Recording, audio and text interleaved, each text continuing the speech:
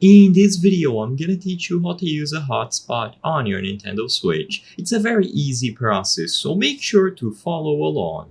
In this video, I'm gonna teach you how to set up a personal hotspot that you can connect into using your Nintendo Switch.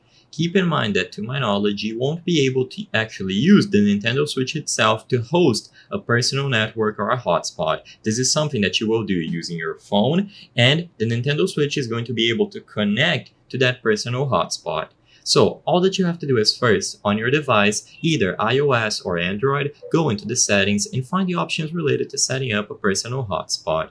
As you can see on this iOS screenshot, it is going to be available under the settings of the device, and in there you can enable a personal hotspot, allowing others to join. You can set up a custom password so that way no strangers can join, and as long as the personal hotspot is enabled through the settings menu, it is going to be ready to be connected into using your Nintendo Switch. So all that you have to do now is switch over to your Switch console, and in there, go into the system settings. Inside of the system settings, one of the categories on the menu at the left side of the screen should be network settings or internet settings.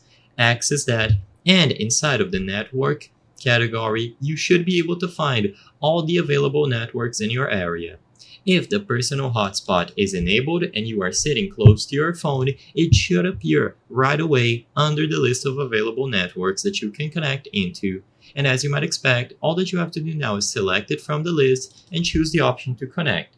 Input a password if you set one, and you will be good to go. It is extremely simple, and you can do this process at any time as long as you have a personal hotspot available from your phone or any other device.